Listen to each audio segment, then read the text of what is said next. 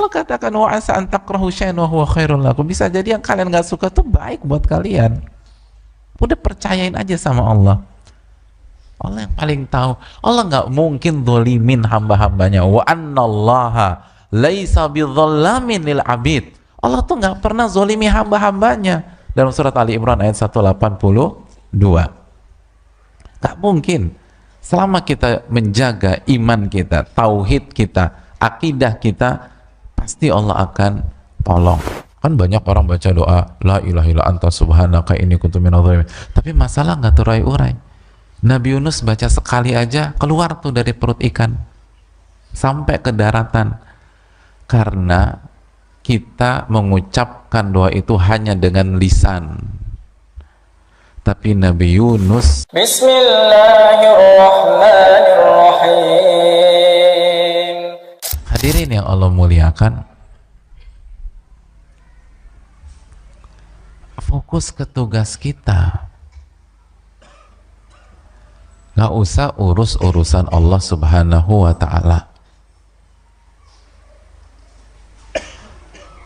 Yang jadi masalah, begitu kita dapat musibah dan ujian, kita sibuk ngurus urusan orang lain, bahkan ngurus urusan Allah Subhanahu wa ta'ala. Gak usah sibuk urus urusan kita. Kerjakan kewajiban dan jauhi larangan. Dan tugas yang harus pertama kali kita wujudkan adalah mentauhidkan Allah Subhanahu wa ta'ala, mewujudkan dan mengejawantahkan la ilaha illallah. Itulah yang dijelaskan Al-Imam Ibnul Qayyim.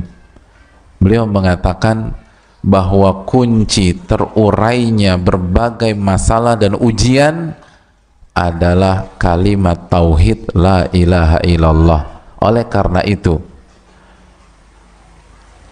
banyak doa-doa tentang mengurai masalah, di dalamnya ada kalimat tauhid. Contoh paling sederhana, doanya Nabi Yunus. Apa doanya Nabi Yunus? La ilaha illa anta subhanaka inni kuntu minadz dzalimin. Itu doanya. Tidak ada zat yang berhak diibadahi kecuali Engkau.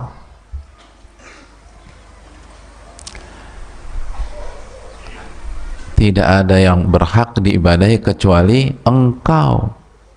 Apa keterangan para ulama? Al-Imam As-Sa'di rahimahullahu ta'ala mengatakan, ketika Nabi Yunus membaca la ilaha illa anta subhanaka inni kuntu minadz dzalimin, ini masuk ke bab tawassul bil hal. Jadi beliau meminta pertolongan kepada Allah Subhanahu wa ta'ala melalui kondisi beliau pada saat itu dan selama itu.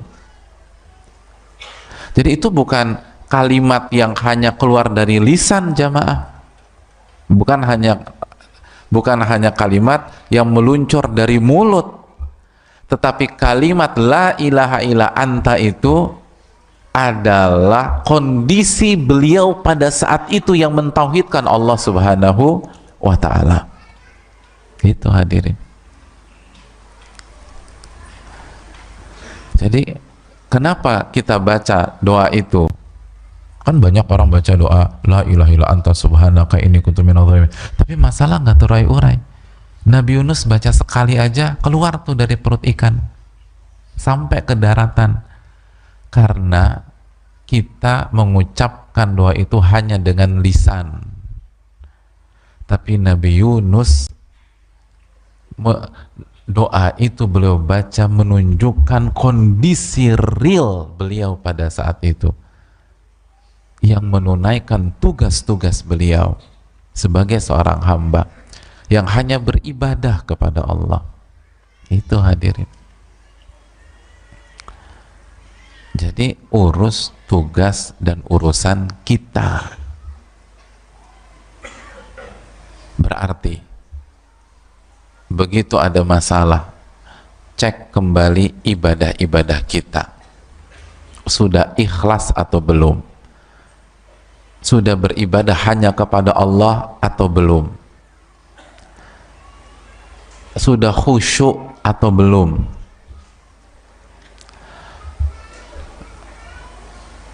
Lalu setelah kualitasnya dijaga, kuantitasnya bagaimana? Dijaga nggak tuh sholat-sholat wajib, lalu sholat-sholat sunnah? Itu dicek tuh hadirin. Itu dicek. Yang jadi masalah, ketika kita punya masalah, bukannya fokus ke urusan dan tugas kita, kita kebanyakan menganalisa, kebanyakan mikir. Makanya banyak orang punya masalah kan kebanyakan bengong hadirin. Ketika ditanya, kok ngelamun, lagi mikir. Padahal Allah berfirman dalam surat At-Talaq ayat 2 dan 3, wa man yattaqillah yaj'al lahu makhraja wa yarzuqhu min haitsu la yahtasib. Barang siapa yang bertakwa kepada Allah, apa itu arti takwa hadirin? Secara simpel Hasan Al-Basri mengatakan takwa itu menjalankan perintah, menjauhi larangan, jalanin tugas, inti takwa tuh. Jadi barang siapa yang bertakwa menjalankan tugasnya sebagai seorang hamba, maka Allah akan berikan solusi dari setiap masalahnya, jalan keluar, masalahnya akan diurai, dan Allah akan berikan rizki buat dia dari arah apa? Dari arah yang tidak pernah dia sangka-sangka, dari arah yang tidak pernah ia pikirkan sebelumnya, dari arah yang tidak pernah ia duga-duga sebelumnya. Jadi Allah kasih janji bagi orang, bagi hambanya yang menjalankan tugas, yang menjaga tauhidnya, yang menjaga la ilaha illallah, yang hidupnya inna salati wa nusuki wa mahyaya wa mamati lillahi rabbil alamin, maka Allah akan kasih apa?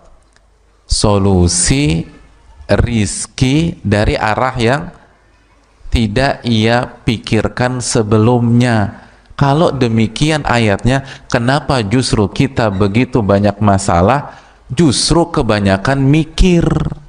Padahal ayatnya jelas solusinya dari arah yang Anda tidak pikirkan.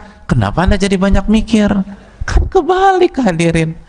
Kecuali kalau barang siapa yang bertakwa, Allah akan kasih solusi dan rizki dari arah yang dia pikirkan selama ini. Banyakin mikir deh tuh.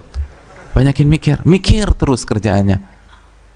Ini kan ayatnya dari arah yang dia nggak pikirkan. Kenapa jadi banyak mikir? Makanya stres.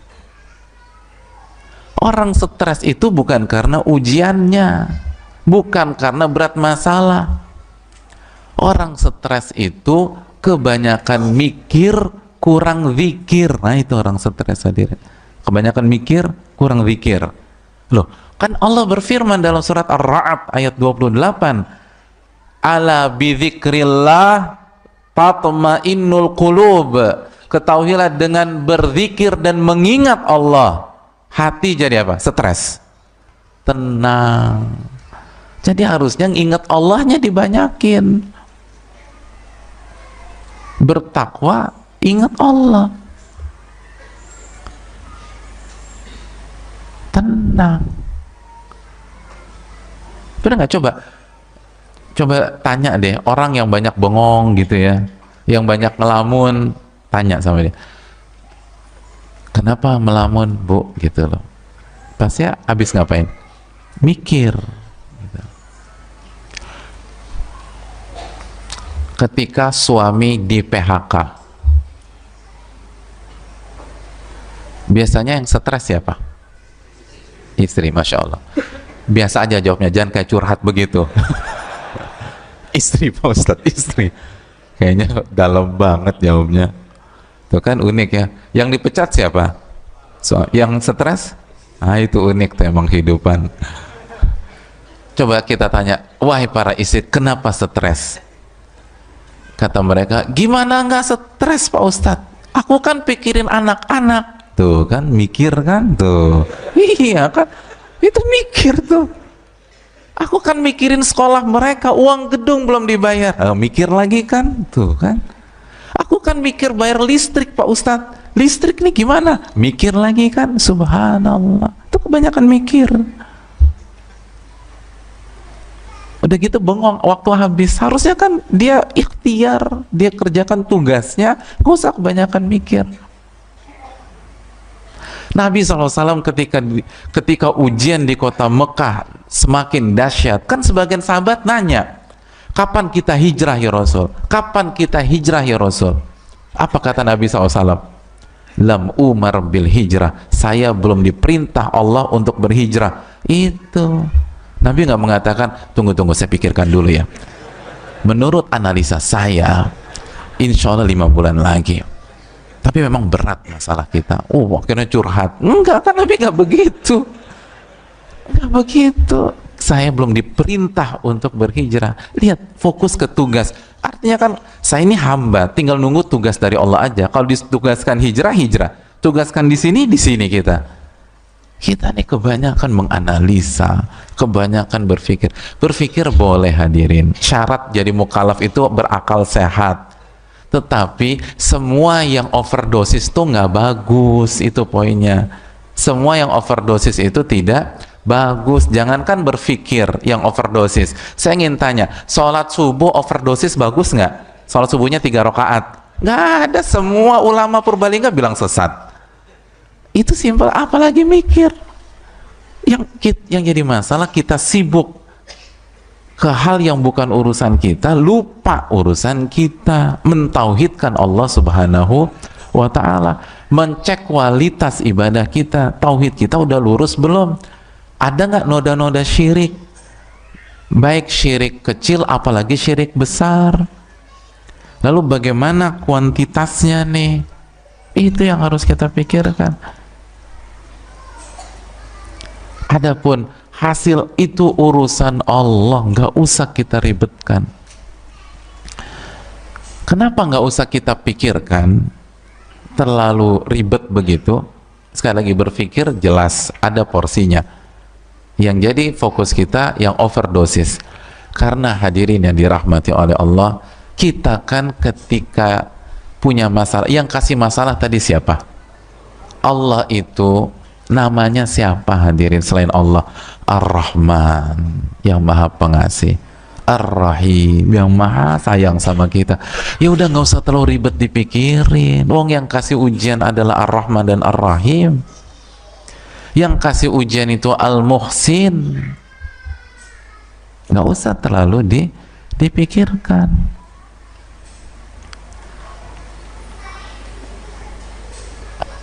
Zat yang ahkamul hakimin, yang maha hakim, yang maha bijak, yang maha adil, yang nggak mungkin menyelisihi janjinya.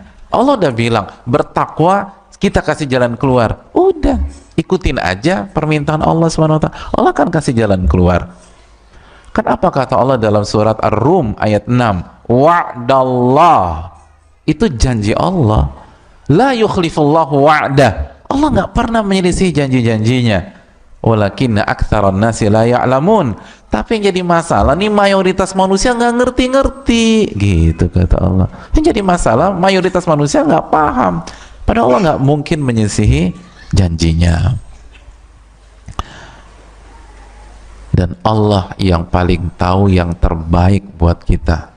Dan yang kita pikirkan, akhirnya kita down, kita jatuh, kita bingung, itu pun kalau Allah kasih belum tentu terbaik buat kita.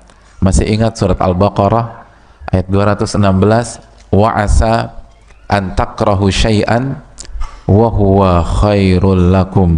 Bisa jadi yang kalian gak suka itu yang terbaik buat kalian. Wa asa an tuhibbu syai'an wa huwa syarrul lakum. Dan bisa jadi yang kalian suka itu buruk buat kalian. Terus penutupan ayat itu apa kata Allah? Wallahu ya'lamu wa antum la ta'lamun. Allah yang maha tahu, sedangkan kalian tidak tahu. Yang tahu tuh Allah, kalian gak ngerti.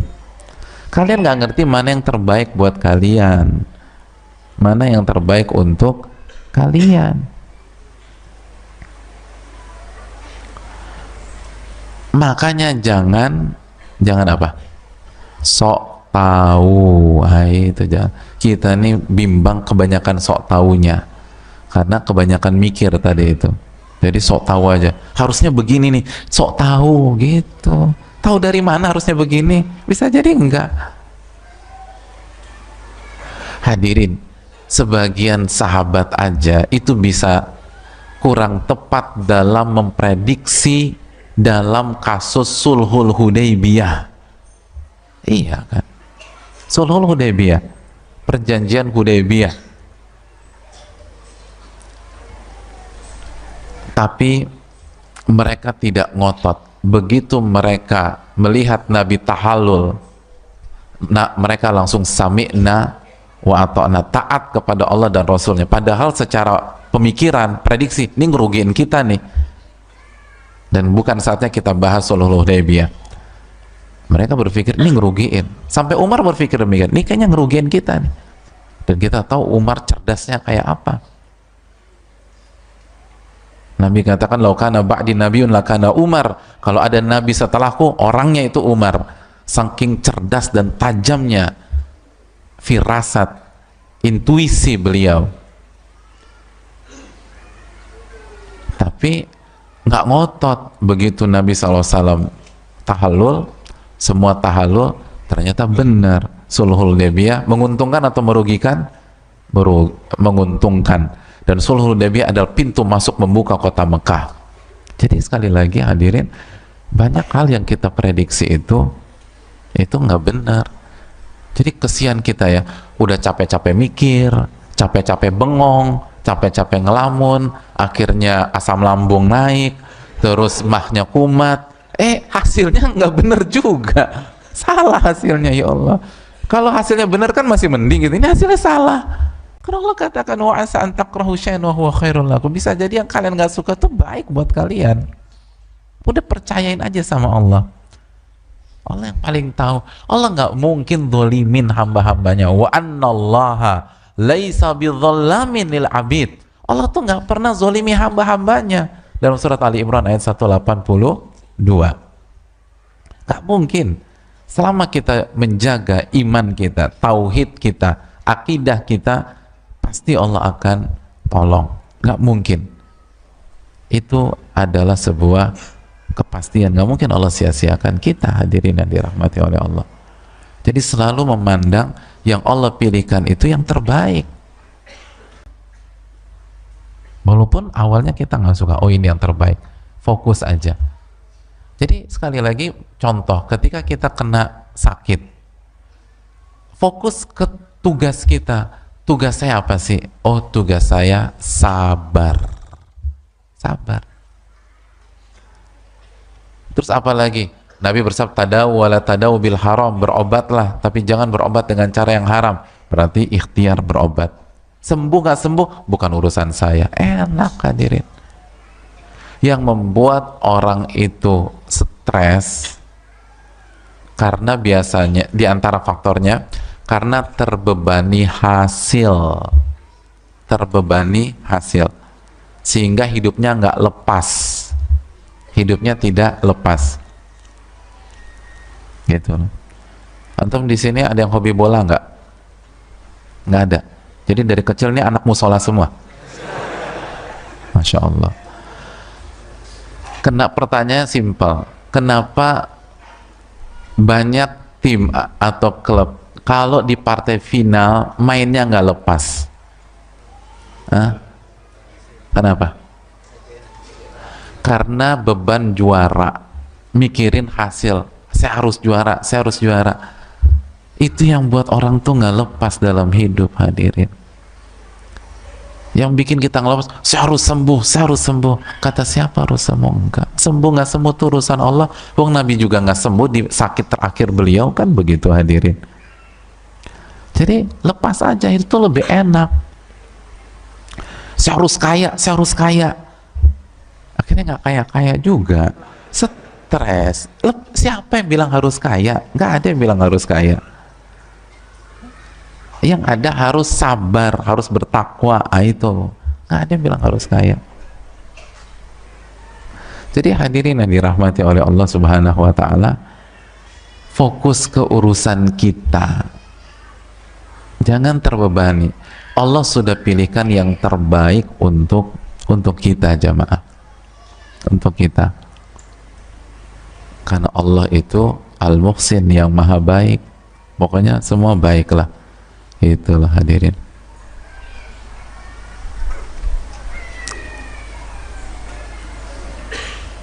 Dan belum tentu sakit itu lebih buruk daripada sehat, hadirin. Iya, apalagi kalau kita pakai kacamata akhirat, belum tentu. Belum tentu. Banyak maksiat itu pas orang sakit atau pas lagi sehat? Sehat, gitu loh. Pas lagi sehat. Begitu kan hadirin.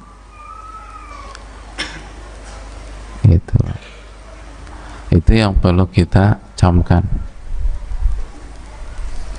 Ada preman stasiun preman terminal di sini. Begitu kena cacar air, kira-kira beroperasi nggak dia? Nggak beroperasi tuh. Hari itu tuh dia nggak maksiat karena dia sakit, masya Allah. Coba kalau dia sehat, dia beroperasi, antum dipalak sama dia, gitu loh. Kenapa? Kok si abang itu nggak ada cacar air? Oh, masya Allah. Jadi hadirin yang dirahmati oleh Allah Subhanahu Wa Taala, belum tentu itu sehatnya lebih baik, belum tentu, belum tentu hadirin yang Allah muliakan. Bisa jadi justru sakit. Tapi yang terpenting adalah bagaimana kita jalankan tugas kita ketika sakit dan bagaimana kita jalankan tugas kita ketika sehat. Itu aja udah. Adapun hasil serahkan sama Allah Subhanahu wa Ta'ala. Pasti Allah akan urai di waktu yang tepat. Di waktu yang tepat. Dan kita tahu terakhir Allah itu kasih ujian buat kita sebagaimana dijelaskan Al-Imam Ibnul Qayyim dalam Zadul Ma'ad, itu agar kita tidak angkuh dan sombong di muka bumi ini. Jadi musibah dan masalah itu, kata beliau, adwiyah, obat agar kita sujud kepada Allah, agar kita tunduk kepada Allah, agar kita mengingat Allah Subhanahu wa Ta'ala, agar kita tadarru kepada Allah Subhanahu wa Ta'ala. Kan begitu hadirin yang dirahmati oleh Allah Subhanahu wa Ta'ala. Itulah yang Allah firmankan dalam surat Al-An'am ayat 42. Allah katakan, walaqad arsalna ila umamin, dan kami telah utus kepada umat-umat sebelum engkau, min qablika fa'akhadnahum bil ba'sa'i wa dharra, dan kita kasih musibah, kesulitan dan rasa sakit. Agar apa? La'allahum yatadarraun, agar mereka tadarru kepada Allah, agar mereka tunduk kepada Allah, agar mereka kembali ke tugas-tugas mereka, agar mereka kembali sujud kepada Allah. Itu poinnya hadirin. Agar mereka kembali ke rel mereka menuju akhirat dan tidak terfitnah dengan dunia. Jadi itu semua positif.